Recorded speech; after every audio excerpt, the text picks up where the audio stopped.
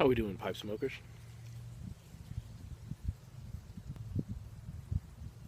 It's a beautiful Sunday afternoon, a gorgeously autumnal Sunday afternoon.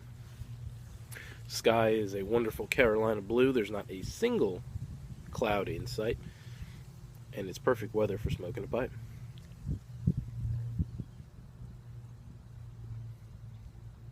It's my Jake Hackert that you may remember from one of my previous videos a couple weeks ago. And in it, I've got some Magnum Opus, Hearth & Home's Magnum Opus. This is my second bowl of it. I smoked a bowl of it yesterday, and it's pretty good so far. I like it. I'm glad I bought 2 tins. So anyway, the purpose of today's video is to talk about change. I'm going to talk about a couple things: personal change, things that have happened to me over the past year.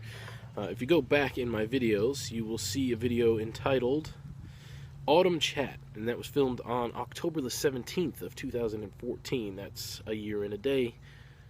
That was a year ago yesterday, so a year and a day today. And I was thinking a lot about what happened, what had happened previous to that video and what's happened since that video, and I thought, well, maybe I might want to use that as a yardstick for measuring how things have changed for me over the past year. So we're going to talk a little bit about the personal stuff and then a lot of pipe and tobacco related stuff. So let's dive right in. Big changes for me from last year.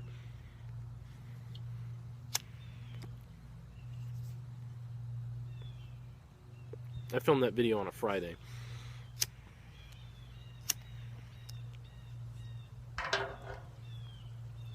And the following Monday, which would have been the 20th of October, I was slated to start at a new company as an install helper. And I started there, and I was really looking forward to it because the summer had been very, very difficult for me. If you know what happened, then you've probably seen some of my older videos. I believe I mentioned it in a couple. But it was a difficult summer from middle of July, August, September, straight on through to the end of October. I was just struggling. Things weren't going so well. And then I had that big change, and that was kind of the moment of change that turned a lot of things around for me. And it happened right after I made that video, so perfect for measuring change, as I said.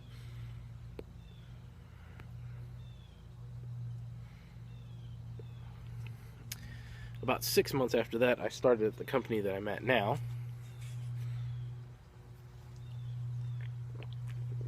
And it's been a great experience so far. I've learned probably 20 times what I would have learned if I stayed at the other company. Although I was, as I was told by a couple of different people in management, the best helper that they had, and that I was the most technically proficient installer as far as knowing how to do a startup on a unit. For those of you who don't know, I do heating and air conditioning.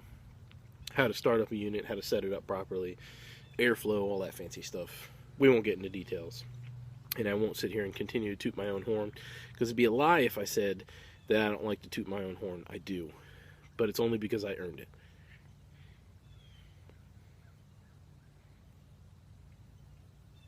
So fast forward 6 months, 6.5 months later, I was starting at this new company and taking a more responsibility-rich position as a install foreman. I have my own helper. I run my own truck, which is just to my right. I do some sparing little service and maintenance. I'm like probably 95% installation, and I feel like I'm pretty confident in my abilities, although I would really like to be a service guy more than anything if I'm to continue to stay in this field. And that brought about an even bigger change of thought, which I'll probably describe in a later video, because nothing is nothing is solid yet. Nothing has cemented itself into reality, so we'll discuss that later on.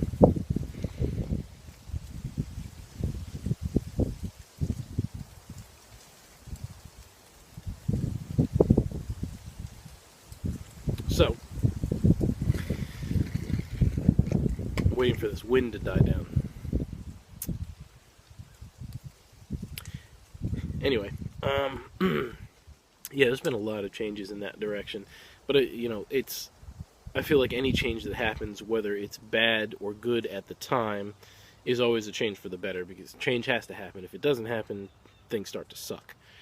I'm also a firm believer in asking the universe for things. If I say, if I'm looking for a sign, I don't always audibly ask for one, or specifically ask for a sign. What should I do? What's next? I just kind of wait and I think I've become pretty good at listening to the universe and figuring out what the signs are, what's next, what should I do, and that's why I'm going to mention some of these more concrete things later on in a different video after I see how they shape up.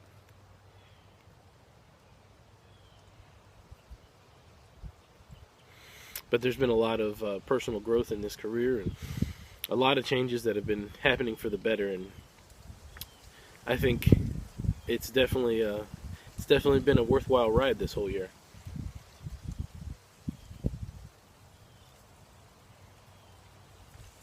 And some other big changes that have happened involve my pipe collection. I'm sure in recent videos it's been a lot more. Well, you probably haven't. You guys wouldn't know, because some of the videos that I've started to film, I never finished. There's been a couple of times when my phone has just stopped recording, and I hate editing, so I tend not to do it. And there's been a couple of times that I go so far off on a tangent that I stop the video. Not that I'm not off on a huge tangent right now, but my pipe collection has changed dramatically from what it did, even from what it was, even 6 months ago. My pipe collection's become pretty much completely different. If anyone saw my video from the beginning of the year showing off my pipe collection, I can tell you the majority of things that were in that video don't exist in my pipe collection anymore.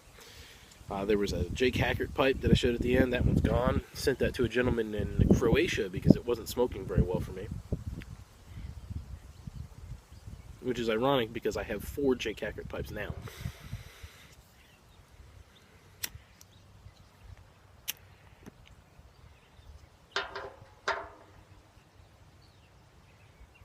I guess you can't get along with every pipe, which I think everyone can agree with. Every now and again you run into a pipe that just doesn't like you, and that one didn't really like me.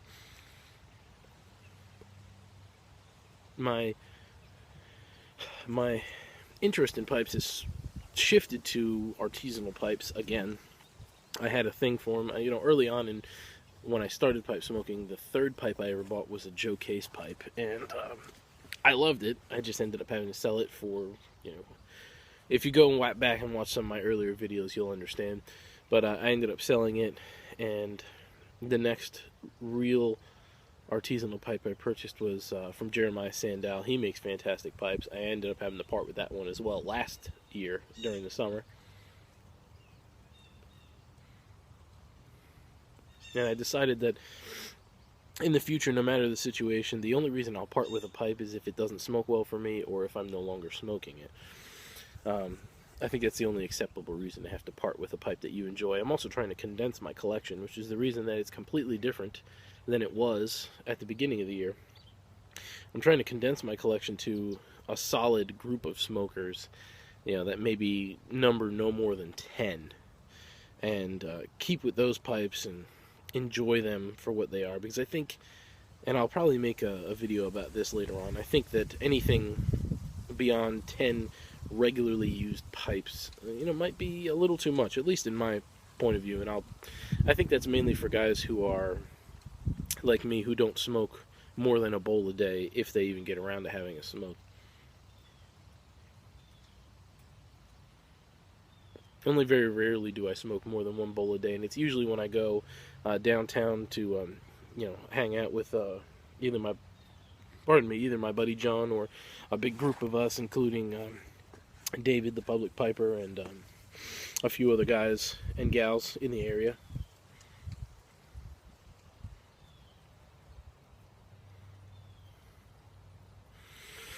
So I've been focused on making sure that the pipe collection that I have meets my needs and features pipes that I want to smoke all the time, but also rugged pipes, because I do take, at work, I have been taking a pipe with me to smoke on the way home, because sometimes it's the only time I get a chance to enjoy a pipe.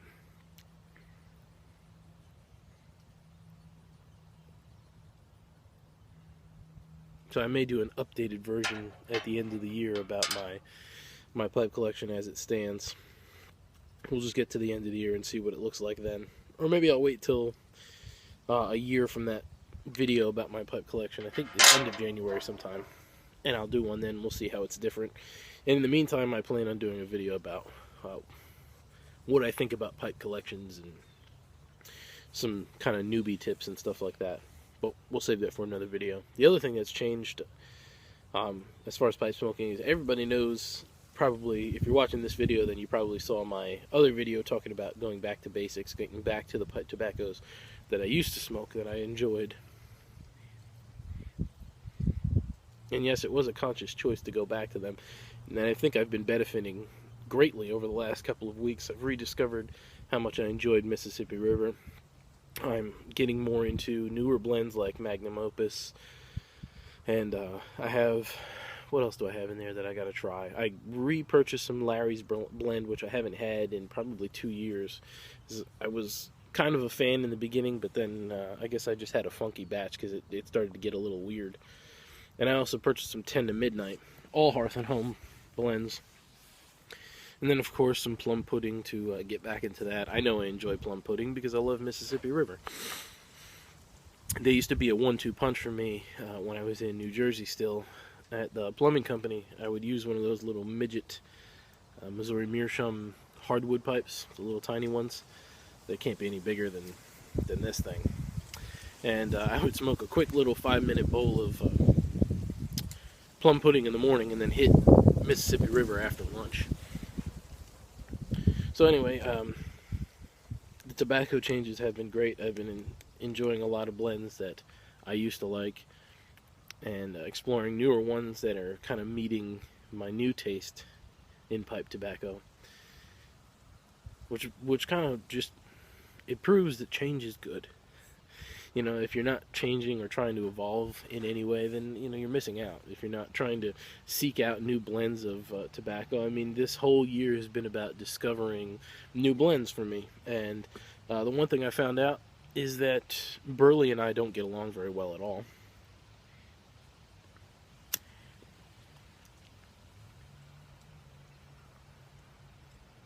Try as I might, there's a lot of Burley that I enjoyed the flavor of. I really enjoyed Old Joe Krantz the first couple times I smoked it, but like I said in my Back to Basics video, it just kind of overpowers my tongue for the remainder of the day, and then I don't enjoy anything else.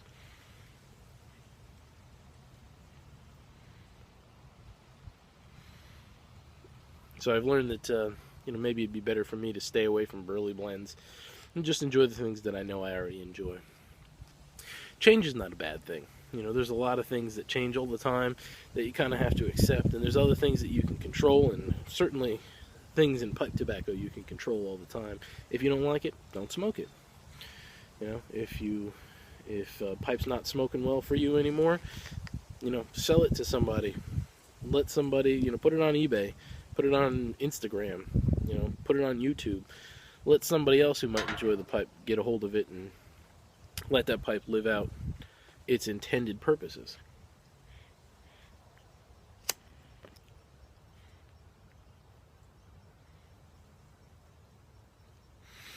So here's to change, enjoying what it brings, the challenges, the rewards. And here's to enjoying your pipes.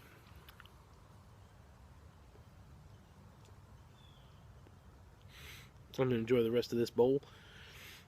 And then maybe, if the weather permits,